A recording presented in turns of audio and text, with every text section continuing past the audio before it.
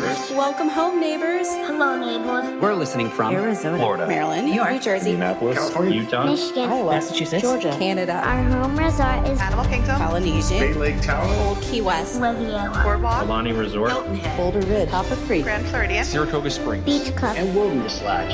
and you're listening to and you're listening You're listening to My DVC Points. Hello and welcome to DVC Newscast. This is episode 136. I'm a little rusty. It's been a while since we've had a show. I am Shannon, and joining me today is Pete. I know, but there just hasn't been any news lately. It's been kind of crazy. Been as slow as I ever remember it, really, almost. Not really that much going on in Disney news. I mean, even, Iger came out and made some announcements, but they were nothing like park specific. He said, like, we can build 7 new lands around the world or whatever it was he said. Okay, keep telling me how much you can build, but actually, like, make a real announcement. Yeah. But yeah, I'll say even today's news stories are a little light. But before we get started, let's give a shout out to our sponsor, which is Monera Financial. So if you are looking to refinance your current DVC contract, or maybe you are looking to purchase a resale contract, definitely hit up our friends at Monera Financial and they can help you out. With that, we'll go ahead and get started with our first news story. And this one I was personally very excited about. And that is the new Resort Perk for 2025. And it's going to apply for DVC stays. So this is not just DVC specific, but it is going to apply for DVC stays. And that is that Disney has announced a new resort stay benefit for 2025 bookings. Disney is offering complimentary water park admissions on your arrival day at a Disney resort. Details indicate that this will also apply to DVC member reservations on arrival day. There is currently no indication how this benefit would be affected by a split stay at different resorts or even at the same resort in a different room category. We are awaiting further clarification on this item. And then more details will be available later in 2024, which could be December 31st. According to the Disney website. And then note that extra park hours were also extended through 2025, including the deluxe evening hours, which will still be available to DVC guests. This I was personally very excited about. I don't think a lot of people will partake in this. What do you think? Well, I think for the issue with doing it in the water park is that the water parks usually close, depending on the time of year, at like 5 or 6. Right. So unless you can fly in early enough that you can, or you driving, I suppose for people that driving in, this is probably a pretty good perk. For people flying in, it could be okay, assuming you're flying in from the East Coast where you could get in. You'd almost have to be at the airport by noon. Even if you rent a car, by the time you get your bags and drive over to the resort and park and everything, maybe you get to the water park by 2 and you get a couple hours in. But yeah, to me, it's more of a people that drive and can either from not far away, like what are you about? Yeah, you're like about 4 or 5 hours, right? Not even 3 if Ray's driving, 4 if I'm. Right. If you leave first thing in the morning, you can get there by noon. You could have half a day in the water park. I think it's still a nice perk, though, because I don't think the water parks get enough props for how good they are. And I think I've talked to a lot of people that say, I've never even been to one of the water parks. And I think this is a good opportunity for Disney to try to get more people to the water parks, see what they're like, be interested in them, and then hopefully in the future want to come back and enjoy the water parks. The big question for me is that how will it work with a split stay? Will they let you, can you use it on your second check-in day? I haven't been able to find official word on that. I've seen people say, it'll be fine for that, but I haven't seen official word from Disney. So my guess is Disney IT will not be able to track it. Disney IT will not be able to track it. Yeah, that it'll work. So if you do have a split stay, now I'm not a big fan of split stays. For me, it wouldn't probably be enough to do a split stay to do that. If we were to have to do a split stay, then it would be like, okay, I hate wasting a park day, because with the split stay, you got to check out and you can't get to the park early. And it's just not, I am one that unpacks and I get settled in. So for me to do a split stay, it's not very convenient. But I think if you had this and you could use something like this and not waste a park ticket, then a split stay wouldn't be as bad or wouldn't feel as bad to me for someone who doesn't like split stays. Other people love split stays. I'm just not that person. I was thinking now I had to remind myself that this is 2025 and that my trip in July, it doesn't apply. But we're coming in now. I've talked about this before. We have I guess it's the Pixie Dust Pass. So we have the weekday Florida resident weekday annual pass. And it's been working for us. It's so much cheaper and we don't go on the weekends enough that's kind of what we're sticking with. I thought, oh, this is great. We'll leave first thing in the morning because we're arriving on a Sunday. And the plan was that we'll just arrive and get there at 4 and take our time. So I was like, oh, good. We'll leave first thing in the morning and we'll go to the water park. And then I realized, oh no, this is 2025. Yeah, it's still a long ways away. Yeah. But still, that's what we would do, where we would, when we do arrive on a Sunday, and that way it gives us something to do. And then plus when your room's not ready at 4, because the last couple times my room hasn't been ready till like 5 or almost 6 o'clock, it makes it not hurt as much if you're at least at the water park. I think it's great. Again, I don't think I think it's a great way to offer something that a lot of people aren't going to partake. I think also the thought is that people, start to leave the water park. They probably go first thing in the morning and they start to leave. So by the afternoon, when people will be utilizing this feature, a lot of them have already left, for the day. So you're not going to have it's going to make the water park so packed. Probably not, right? Because at the end of the day, they're pretty empty. The water parks do start to empty out around 3. But I could see taking advantage of this. We have to fly in, but we do have direct flights from Buffalo. And, it's a 2.5 hour flight. And we have done it before. I've never made rope drop, but we have taken 6:30 a.m. flights and been in the park by 11 a.m. So it's completely conceivable that we could, do something similar to that, get an early flight, be down there by noon and still spend half a day in the water park. It's not a perk that necessarily a lot of people are going to use, but it's a nice perk that might be enough to drive some people to try staying on site or to try try the water parks too, which I think are maybe struggling a little bit. I think it's good. And as I said, if you can use it with split stays, that'll be really good, because I think a lot of DVC people do split stays, and it's a good way, as you say, if you don't want to have a park day that day, which is kind of broken up by having to pack up your bags and move them over and then unpack in the next hotel. You can pack up in the morning, go to the water park at 10, 11 o'clock, go till 4 o'clock, and then go back to the other resort when your room's ready. Yeah. No, absolutely. Well, I like it. Yep. We think it's a good thing. Yeah. Let us know in our community group what you think of it. Our second story is actually a couple weeks old at this point, but I still thought it was worth mentioning. Soarin over California has now left the building, and that building is the land. As of February 28th, Soarin Around the World has returned to Epcot. The original show had returned as part of the 100th anniversary celebration. I think in late September it came in.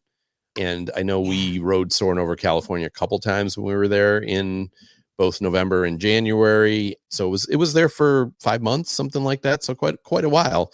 But it's back to Soarin Around the World. Did you get to ride it or? Oh, well, I was just going to say, Ryder does not like Soarin. He's, and when you have an 8-year-old, what you ride is dictated by what they ride. Yeah. Right. You can see the last time he went, he was 7. We don't, and I love Soarin. And it's not that he doesn't like it. It's just not his favorite ride. And he'd rather ride Test Track 10 times in a row than go ride Soarin once. But he loves Soarin out over California. In November, we rode it 2 or 3 times and he wanted to ride it. I remember the last time he wanted to ride it. And we were like, okay, which was great. But he loved it. And he's never been like that over the other one. So I'm curious if now that it's gone and Soarin Around the World is back, if he'll want to ride it again. But I don't know. But he loved Soarin over California. I remember the first time we rode it, he kept saying, I can't wait to smell the oranges. We're like, okay, kid. But he was just very, very excited about it. You got a Disney Parks kid when they... Oh, he has TPM vids on Saved. It's one of his favorite channels on YouTube. Yeah. Anytime we have a glitch, he makes me record it and asks me to send it to TPM vids. So yes, he's He's my little Disney nerd. I feel like it's good parenting. Oh, for sure. For sure. Yeah. So Someday he'll be like my daughter and be going there for college as a cast member. oh, totally. Though he's pretty lazy. I don't know if he could handle it. But they make she them handled work. it, so yeah, they make them good. work. I'll tell you, those they do make them work for sure. I was happy to see it. I would say I prefer Soarin' over California a little bit, mostly because of the CGI that they used for Soarin' around the world. Some of it to me is distracting. Right. I don't think about what I'm watching when I do California, and then when they do around the world, and there's the CGI polar bear and yeah. I like them both, but I don't really have a preference. I really enjoy them both, but I really like the around the world. I do like the around the world as long as we're in the center section, so the Eiffel Tower doesn't, I call it the wonky Eiffel Tower, because if you're on the side, the leaning Eiffel Tower. But as I said, it's not that I dislike it. We still do it every trip. I really enjoy Soarin'. I don't mind that it's back, but it was actually, to me, it's nice. They should find a way to bring it back every couple of years to let people experience it. That's the one thing, is they're both good. So it's nice to be able to sometimes go and see that older version. Now, we had heard that for our next news story, we had heard that there was going to be a new DVC lounge. So we have a news story that the new DVC Welcome Center is opened at Disney Springs. So Disney Vacation Club has introduced a new Gateway to Discovery store.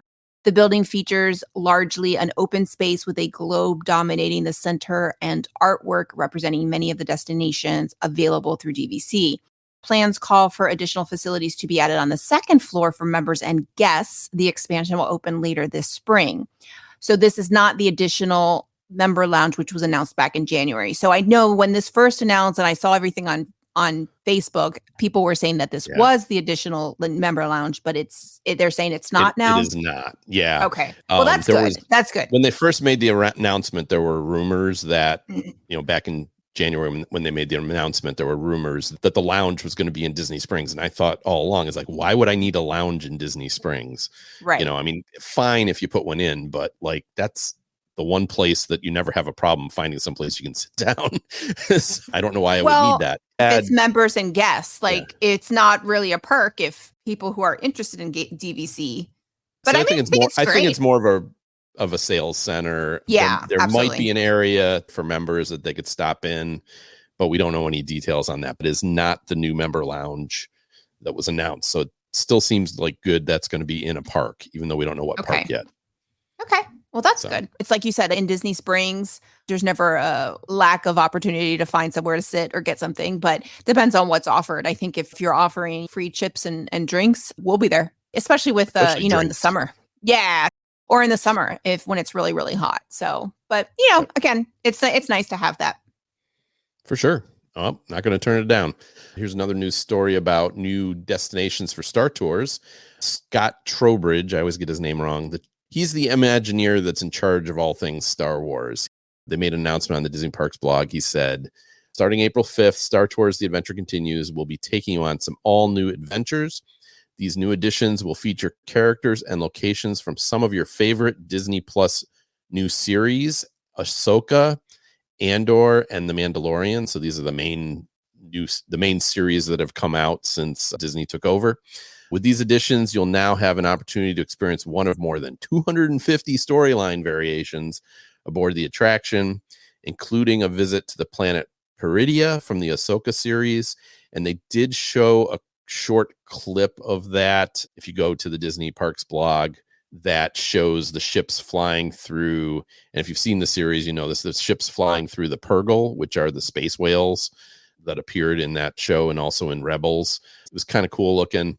And then it said urgent transmissions from Ahsoka Tano, Cassian Andor, Din Djarin, who's the Mandalorian, and Grogu, who's Baby Yoda, may soon be part of your next Star Speeder flight.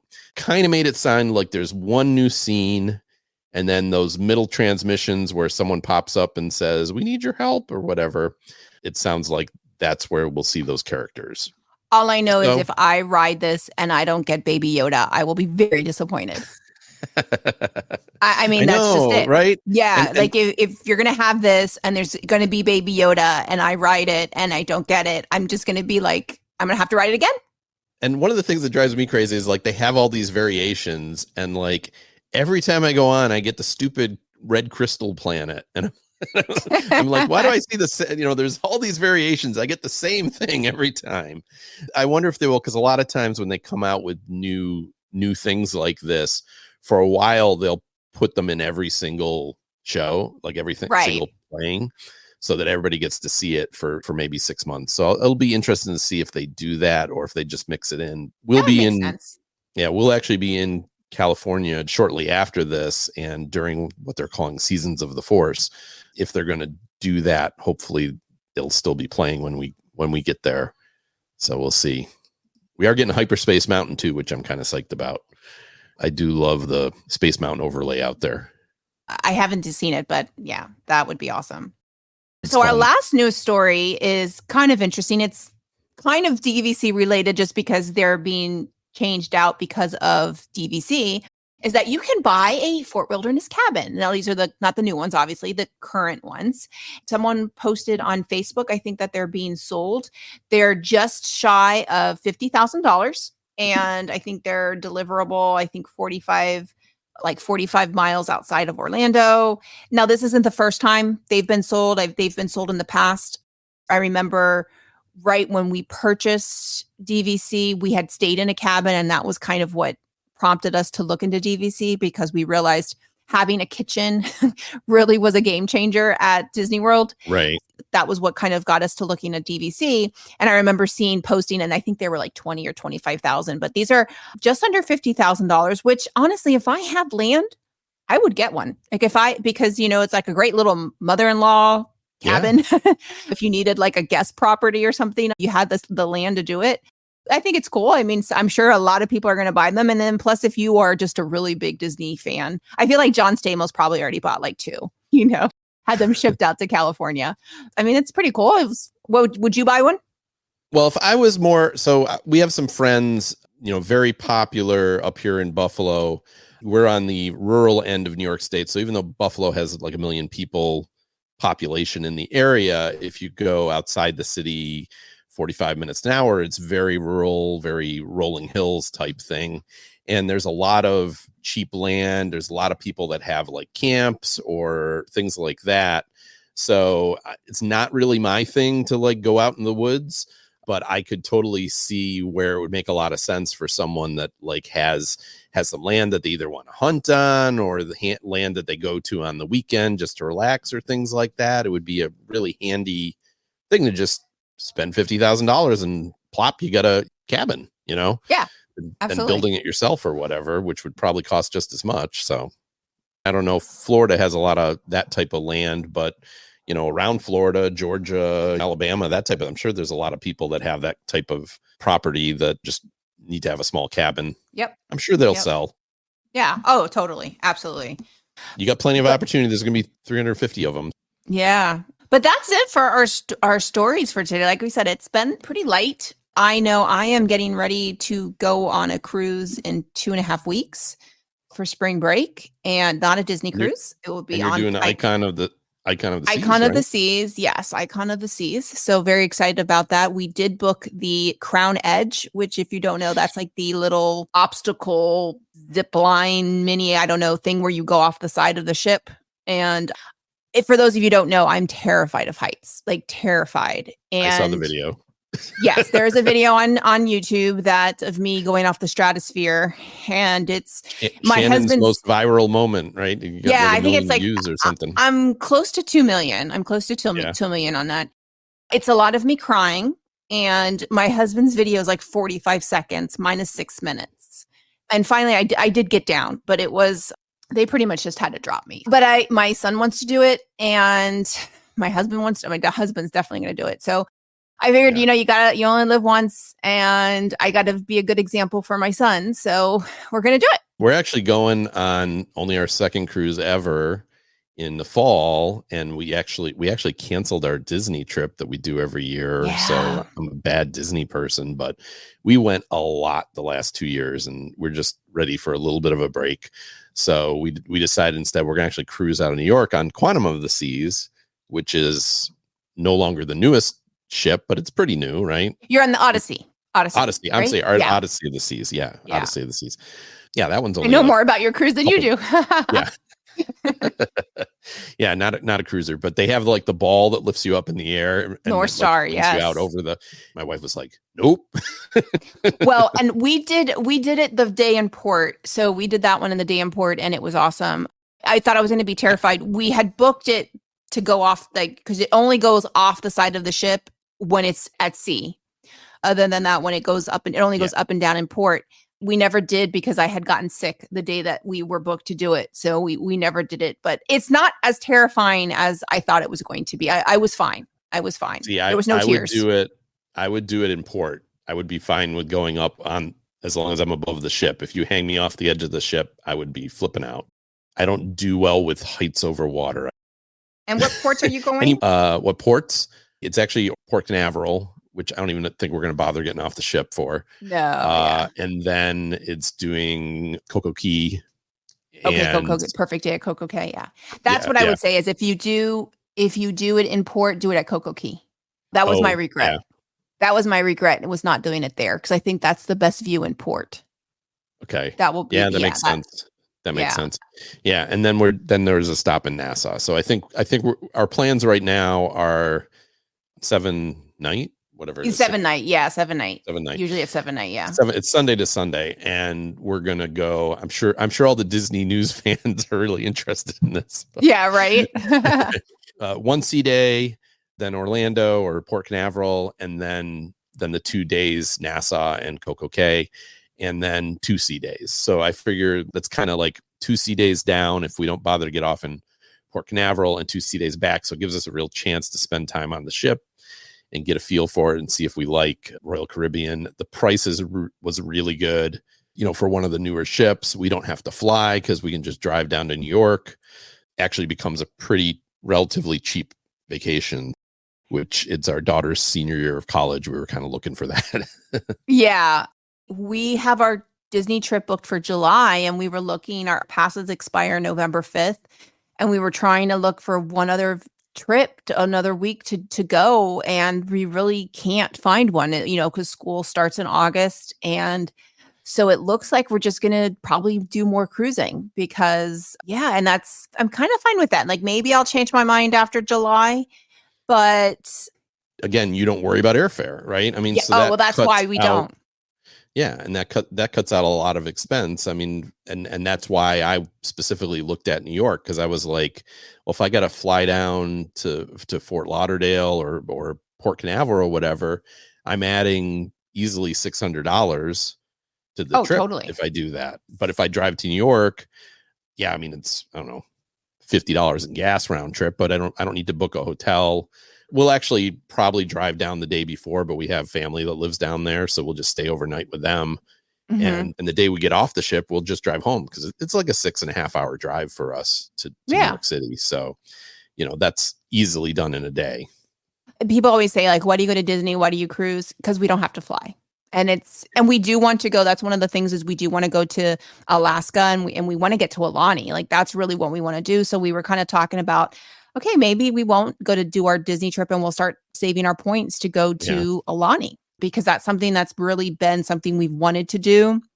And now that Ryder's a little older, it's a little easier to travel with him those long distances on a plane. So yeah. I mean, and obviously we would probably tag in a trip to Disneyland as well. But we've bored everybody. Don't anybody worry. I'm not giving up on Disney. We're going to Disneyland in May. We're not selling any of our points. This is just, as I said, we went 5 times this past year. In 2023, we went 4 times in 2022. And I know it's first world problems to complain about, but at a certain point we were going and we figured out what our point of enough Disney is.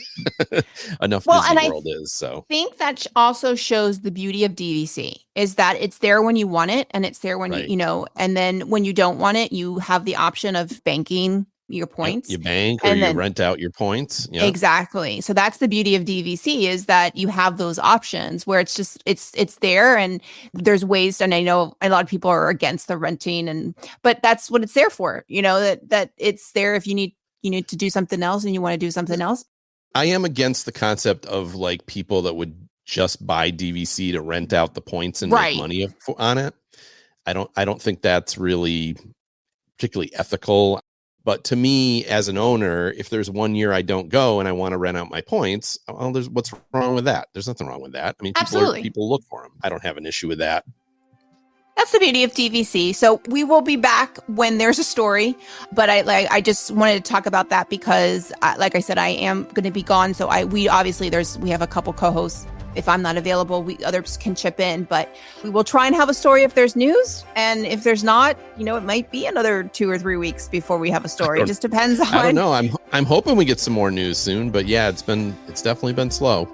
Yeah, definitely been slow. So that's for sure. But before we go, just want to give a shout out to our 3 sponsors, DVC Resale Market, DVC Rental Store, and Monera Financial, for their continued support of the My DVC Points platform. And with that, I will say, see you real soon, everyone. Bye, everybody.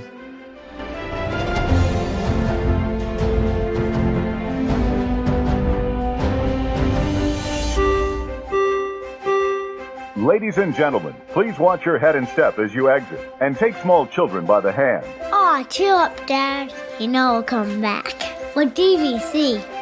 My DVC Points is an unofficial Disney-inspired podcast created by fans of Disney Vacation Club. The thoughts expressed in this podcast are personal opinions and personal experiences. My DVC Points is not affiliated with Disney Vacation Club, the Walt Disney Companies, or any subsidiaries. We encourage listeners to contact their DVC guide or member services for official DVC policies.